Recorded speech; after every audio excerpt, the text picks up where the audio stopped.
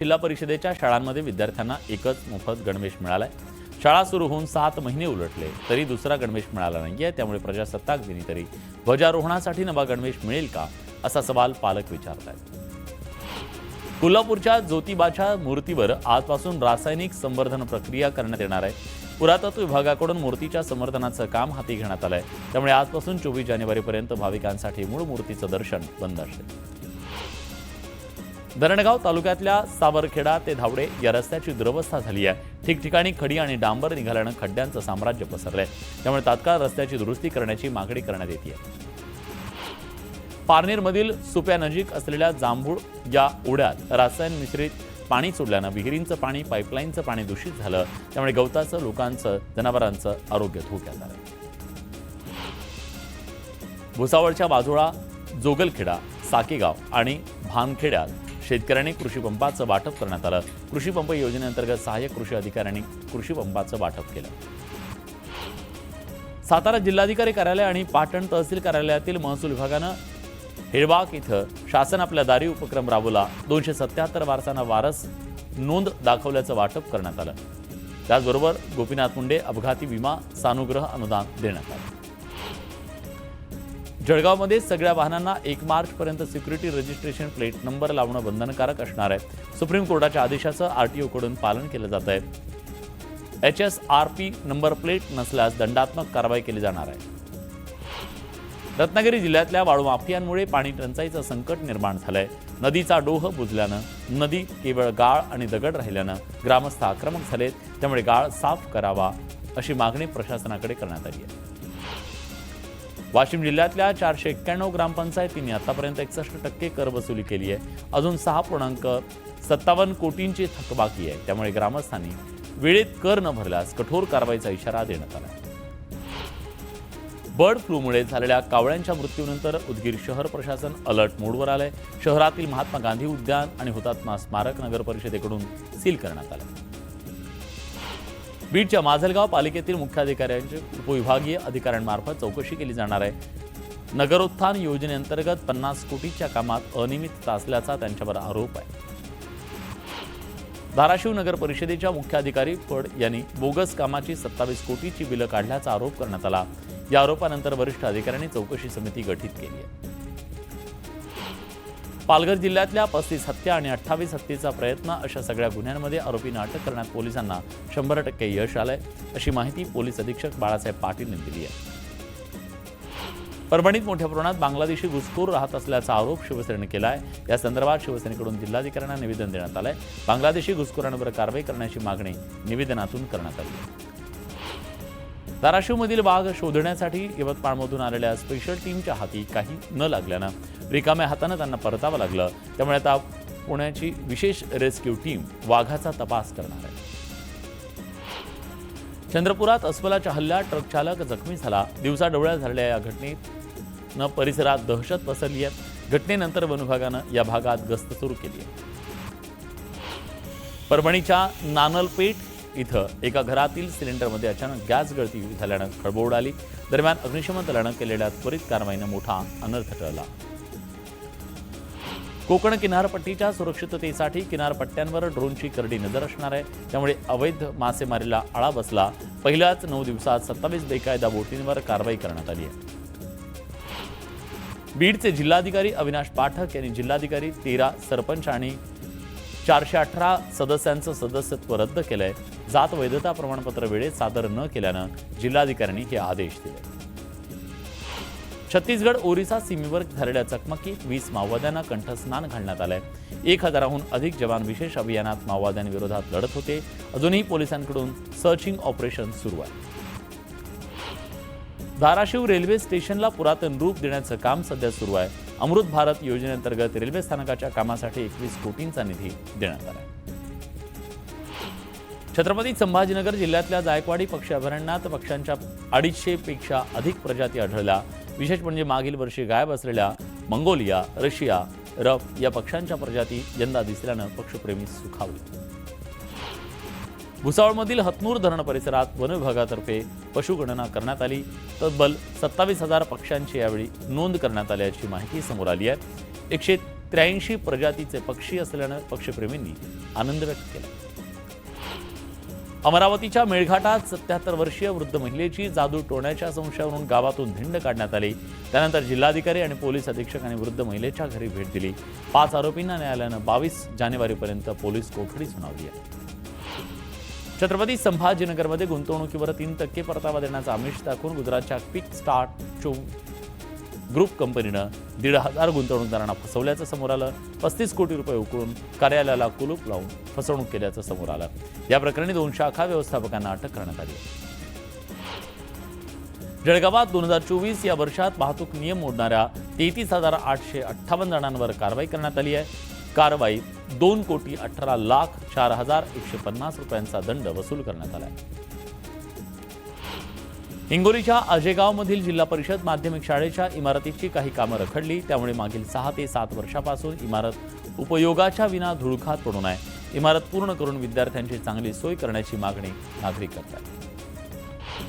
जळगाव जिल्ह्यातल्या भुसावळ तालुक्यात झालेल्या अवकाळी पावसानं शेतकरी चांगलाच अडचणीत सापडला.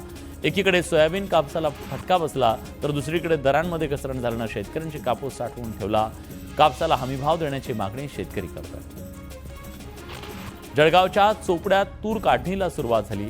दरम्यान गेल्या वर्षीच्या तुलनेत तुरीच्या दरात 2,000ची घसरण झाल्यानं शेतकरी चिंतेत.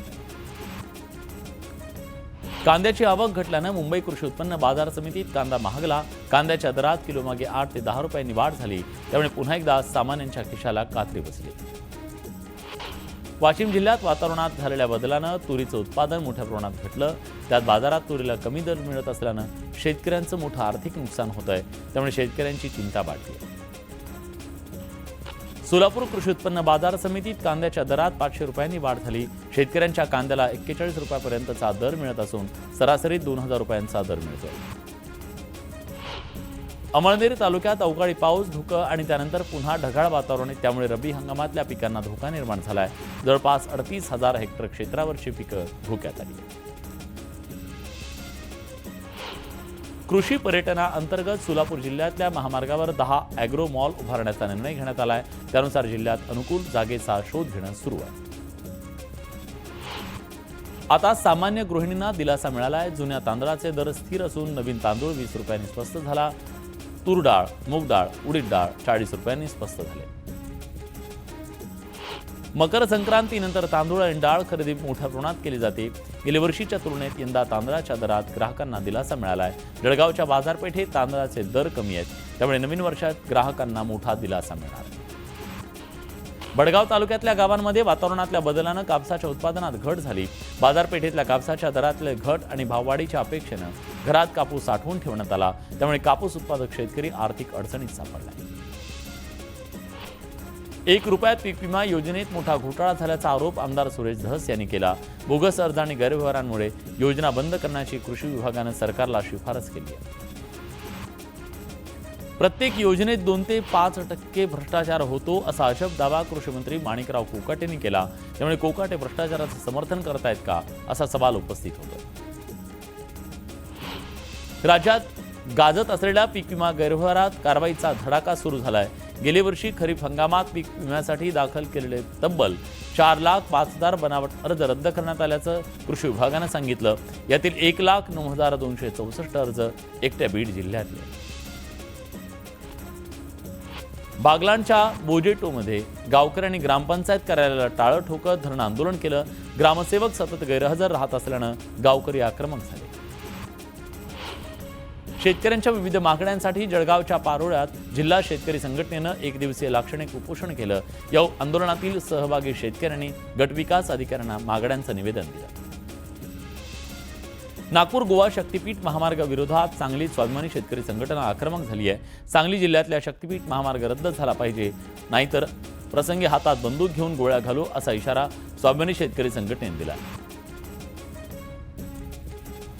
प्रस्तावित शक्तीपीठ महामार्गाला लातूर जिल्ह्यात शेतकऱ्यांकडून कडाडून विरोध होतोय. महामार्गात लातूर जिल्ह्यातील 481 हेक्टर शेत जमीन संपादित केली जाणार आहे.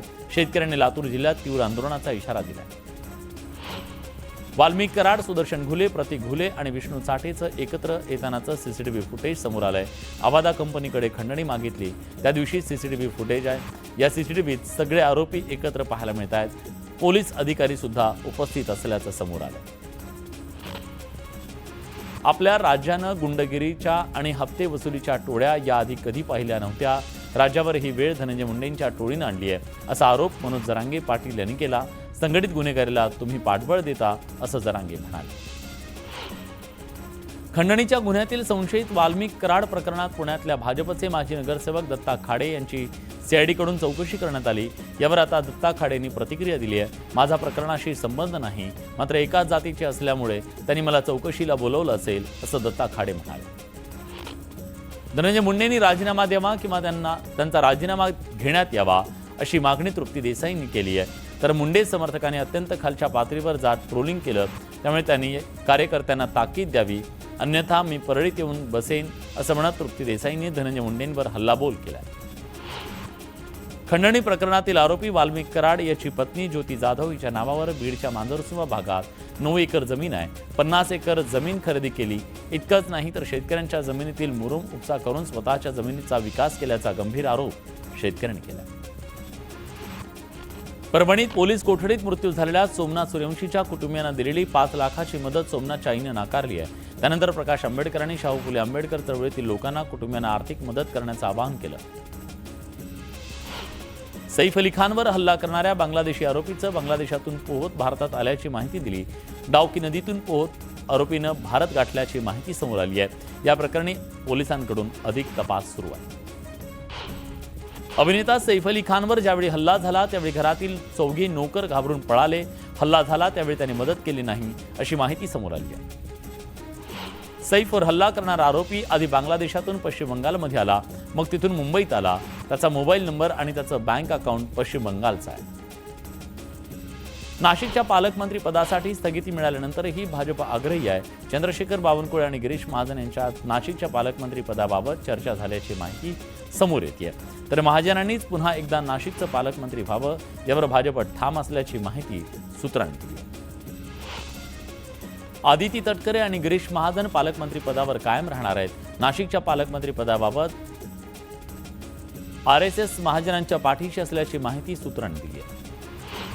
नाशिकमध्ये कुंभमेळ्याचं फार मोठं बजेट आहे, म्हणून कोणाला तर नाशिकचं पालकमंत्री पद हवं आहे. रायगडमध्ये अनेक उद्योग असल्यानं जास्तीत जास्त खंडण्या कशा गोळा करता येतील असा तिकडे हिशोब नेहमी असतो. त्यामुळे आर्थिक देवाणघेवाणीसाठी मारामाऱ्या सुरू असल्याचा आरोप राऊतांनी केला आहे. पालकमंत्री पदासाठी इतका हावरटपणा का? पालकमंत्री पदासाठी ही दंगल सुरू आहे, ती त्या जिल्ह्यातल्या आर्थिक व्यवहारांसाठी सुरू आहे असा आरोप संजय राऊतांनी केला आहे. मुख्यमंत्र्यांनी आपला निर्णय स्थगित करून मी एक हतबल लाचार मुख्यमंत्री आहे हे दाखवून दिलं अशी टीका राऊतांनी केली. मुख्यमंत्री पालकमंत्री पदाची घोषणा करून विदेशात गेले. उदय सामंत त्यांच्याबरोबर आहेत. एकनाथ शिंदे यांची खरी नाराजी या संदर्भात आहे असं खासदार संजय राऊत म्हणाले. पालकमंत्रीपद हे निमित्त आहे. इतकं बहुमत असलेले मुख्यमंत्री आपल्या निर्णयाला स्थगिती देतात हे आश्चर्य आहे असंही राऊत म्हणाले. एखादी इच्छा व्यक्त करणं म्हणजे नाराजी नाही. एकनाथ शिंदेंचा पक्ष महायुतीचा महत्त्वाचा भाग आहे. त्यांच्या आमदारांसाठी त्यांनी काही इच्छा व्यक्त करणं गैर नाही असं मुनगंटीवार म्हणाले. वर्ध्याच्या राजकारणात काँग्रेसकडून मुहूर्तमेढ करणाऱ्या पंकज भोयर यांनी भाजपात येत पालकमंत्री बनण्याचा मान मिळवला. पंकज भोयर 10 वर्षांनंतर मंत्री तर 11 वर्षांनंतर पालकमंत्री बनले. कुडाळमधील भाजपच्या मंडळ अध्यक्षांसह 63 बूथवरील 18 सरपंच, 18 शक्ती केंद्र प्रमुखासह 55 बूथ अध्यक्षांनी भाजपला सोडचिठ्ठी देत शिवसेनेत प्रवेश केला. आमदार निलेश राणे यांच्या उपस्थितीत हा पक्ष प्रवेश सोहळा पार पडला. नांदेडमध्ये आगामी निवडणुका मवियाच्या सोबत लढणार असल्याची घोषणा शिवसेना ठाकरे गटानं केली आहे. मात्र सन्मानजनक जागा न मिळाल्यास सोबळावर लढू असा इशारा उबाठाचे जिल्हा प्रमुख भुजंग पाटील यांनी दिला. बुलेटिनमध्ये एक छोटासा ब्रेक. कुठे जाऊ नका, पहा फक्त न्यूज 18 लोकमत.